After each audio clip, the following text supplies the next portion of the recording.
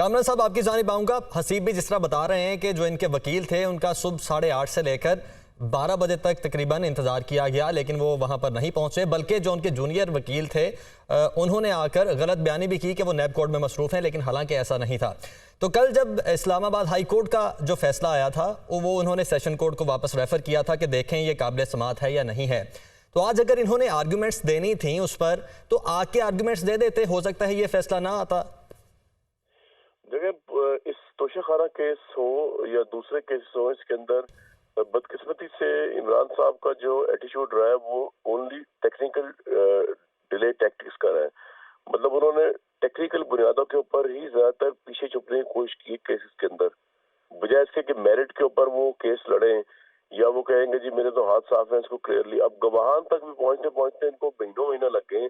ये तोशाखाना का ट्रायल बड़े महीनों से चल रहा है, ये आज का नहीं चल रहा है। इसकी तो बेतहाशा पेशियां हो चुकी है और अभी भी जैसे कि यानी अगर आप ये फैसला कर लें कि जी आपने वकील को पेश नहीं होने देना, आपने जज पे सवाल या एतराजात उठा देने, आपने गवाहान की लिस्ट प्रोवाइड करनी, गवाहान को प्रेजेंट नहीं करना, और इस तरह आप जो है उसको डिले करते रहेंगे, तो फिर तो पाकिस्तान में जिस तरह होता है तो उसी तरह होता है, डिले इन जस्टिस ही होता है।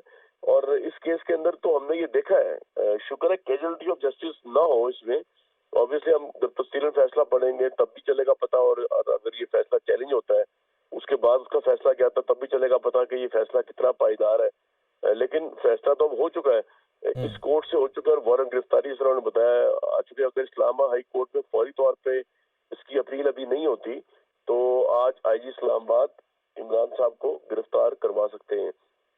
और once he is in custody उसके बाद अगरचे वो जाएंगे अपील के लिए भी, लेकिन वो सिचुएशन वो वाली नहीं होगी। सिचुएशन बड़ी उनके लिए पॉलिटिकली हुई और वैसे भी, क्योंकि अभी देखें अभी तो फिर बाहर है, फिर वो यूट्यूब पे खिताब नजर आ जाते हैं और उसके बावजूद उनकी पार्टी बिखर गई और टूट गई। जब वो नजर ही नहीं आजकल आएंगे, टिकटॉक पर भी काफी इन है।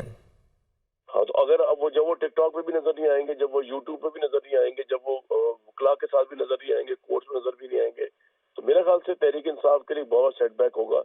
और तोशाखाना केस पहले दिन से ही बड़ा सीरियस था।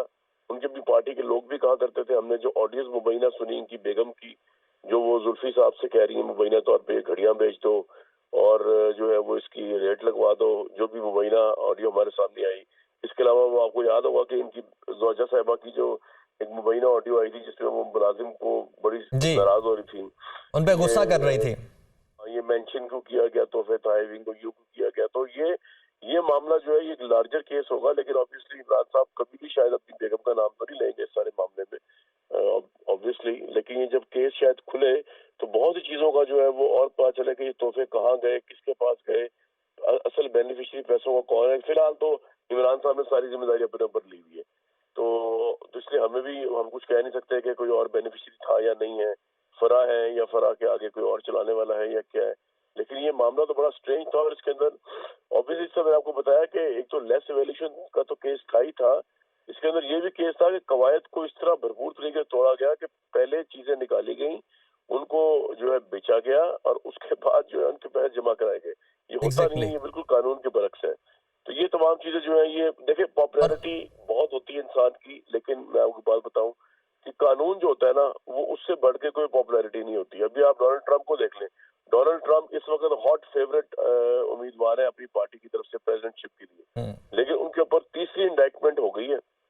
उसमें जो है foundation of United States of America भी है, इलेक्शन के प्रोसेस को जो है वो खराब करने का इल्जाम भी है, कैपिटल हिल में राइट्स का इल्जाम भी है। तो वो वहाँ की कोर्ट तो देखती नहीं इस चीज को और हमें भी देखना नहीं चाहिए।